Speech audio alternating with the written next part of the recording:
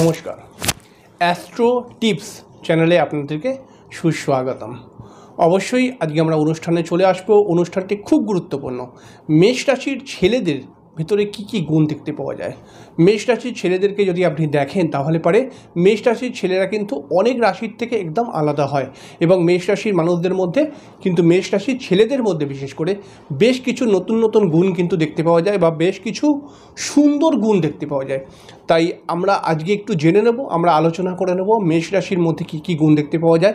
আপনি যদি মেষ রাশির কোনো পুরুষ হন তাহলে পরে একটু ধৈর্য সহকারে অনুষ্ঠানটিকে শুনবেন। খুব ইন্টারেস্টিং অনুষ্ঠান। অবশ্যই আমি বলবো যে আপনি যদি মেষ রাশির পুরুষ হন তাহলে পরে আপনার মধ্যে কী কী গুণ বর্তমান রয়েছে। অবশ্যই আপনি অনুষ্ঠানটি সম্পূর্ণ দেখবেন। অনুষ্ঠানটি দেখার পর যদি আপনার ভালো লাগে তাহলে অবশ্যই আমার এই ছোট্ট চ্যানেলটিকে সাবস্ক্রাইব করে দেবেন, কারণ আমি এই চ্যানেলের মধ্যে রাশিফল এবং তার সঙ্গে বেশ কিছু অনেকগুলো ঘরোয়া টোটকার অনুষ্ঠান, কি করলে টোটকাগুলো কাজ করে, এবং তার সঙ্গে জ্যোতিষের শিক্ষামূলক অনুষ্ঠান নিয়ে, তন্ত্রের টিপস নিয়ে, বাস্তু সম্পর্কে আলোচনা নিয়ে আমি কিন্তু আসছি। এবং অবশ্যই আপনি সাবস্ক্রাইব করে রাখুন, কারণ আপনার অনেক কিছু জানতে হবে এবং এইগুলো কিন্তু আপনার উপকারে লাগবে, আপনার বাড়ির মানুষদের উপকারে লাগবে। তাই আর কথা বাড়াবো না, সরাসরি অনুষ্ঠানে চলে আসবো। মেষ রাশির পুরুষদের মধ্যে কী কী গুণ দেখতে পাওয়া যায়। মেষ রাশির পুরুষরা কিন্তু অত্যন্ত ভালো মেন্টালিটির হয়, অর্থাৎ মেষ রাশির পুরুষরা কিন্তু প্রচণ্ড পরোপকারী হয়। এরা যে কোনো ত্যাগ করতে কিন্তু এরা পারে, মানে কি বলবো, বুঝতেই পারছেন কথাটা। এবং তার সঙ্গে সঙ্গে এরা কিন্তু খুব একটা স্বার্থপর ব্যক্তিদেরকে পছন্দ করে না। এরা চট করে কোনো মানুষের উপকার করতে চলে যায়, কিন্তু সেই মানুষটা যদি স্বার্থপর মানুষ হয় তাহলে পরে কিন্তু এরা তার সঙ্গে মেলামেশা করতেও চায় না। এরা কিন্তু একটু পরোপকারী এবং সবার সঙ্গে মিলে ঝুলেই চড়তে চায়, তবে স্বার্থপর মানুষদের সঙ্গে এরা কিন্তু একটুখানি দূরত্ব রাখে। দ্বিতীয় নম্বর গুণ, এরা হঠকারী, এরা ক্রোধী এবং এরা কিন্তু মাঝে মাঝেই একটু মাথা গরম করে ফেলে। মাথা গরম যখন করে ফেলে তখন কিছু কিছু সময় এদের মুখ থেকে কিন্তু কিছু এদিক ওদিক কথাবার্তা বেরিয়ে যায়। এদিক ওদিক মানে বুঝতেই পারছেন যে একটুখানি 19-20 কথাবার্তা বেরিয়ে যায়। এবং এদের মধ্যে এই এত রাগ রয়েছে, এত ক্রোধ রয়েছে, তারপরেও কিন্তু এদের এতটাই মন ভালো, এতটাই পরিষ্কার মনের মানুষ হয় এরা কিন্তু সবাইকে ক্ষমা করে দেওয়ার ক্ষমতাও কিন্তু রাখে। চট করে এরা রেগে গেলে পারে আপনি দেখবেন চট করে কিন্তু এদের রাগটা কমেও যায়। তাই আমি এই জায়গায় বলবোই, মেষ রাশির মানুষদের মধ্যে কিন্তু এই একটা ভগবান তত্ত্ব গুণ যে ভগবান দিয়েছে, যে এরা রাগকে কিন্তু কন্টিনিউয়াসলি রাখে না। এরা কিন্তু রেগে গেলেও আবার কিছুক্ষণ পরে কিন্তু এরা ঠান্ডা হয়ে যেতে পারে। প্রচণ্ড দায়িত্ববান, তবে দায়িত্ববান কোথায়? দায়িত্ববান হচ্ছে নিজের কর্মক্ষেত্রে, দায়িত্ববান হচ্ছে নিজের পরিবারের কাছে। অর্থাৎ মেষ রাশির মানুষরা অবশ্যই পরিবারের জন্য প্রচুর চিন্তা করে এবং পরিবারের জন্য এরা কিন্তু নিজেরাও অনেক অনেক স্যাক্রিফাইস করে দেয়। এবং তার সঙ্গে সঙ্গে এরা নিজের কাছের মানুষ, এদের মধ্যে না কোনো হিংসা নেই। এদের কাছের মানুষ, সেটা এদের প্রেমিকা হতে পারে, সেটা এদের বন্ধুবান্ধব হতে পারে, বা সেটা এদের ভাই বোন হতে পারে। এরা চায়, মন থেকে চায় যে আমার কাছাকাছির মানুষটাও যেন উন্নতি করতে পারে।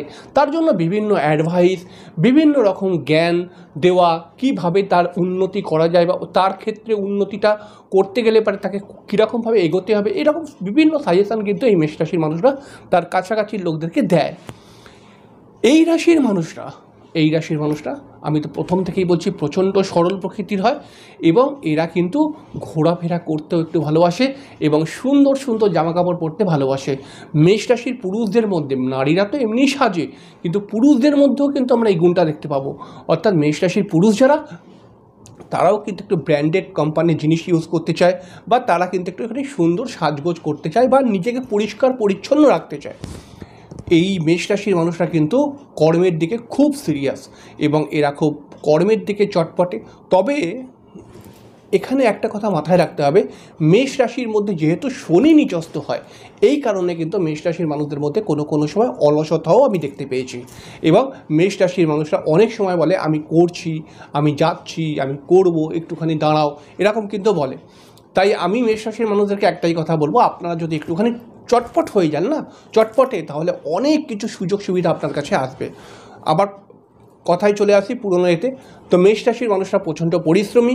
মেষ রাশির মানুষরা কিন্তু যে কোনো কাজকে খুব সুন্দরভাবে দায়িত্ব নিয়ে কমপ্লিট করতে পারে এবং মেষ রাশির মানুষ যারা হয় তারা কিন্তু কর্মের দিকে যেই কর্মই করুক, মেষ রাশির যে কোনো ছেলে যে কর্মের সঙ্গেই লেগে থাকুক না কেন, সেই কর্মের মধ্যে এরা কিন্তু নিজস্ব জায়গা দখল করে নিতে পারে এবং কর্মের বিভিন্ন যে পরিমহল আছে সেখানকার মানুষজন কিন্তু মেষ রাশির মানুষকে একটি বিশেষ নজরে দেখে।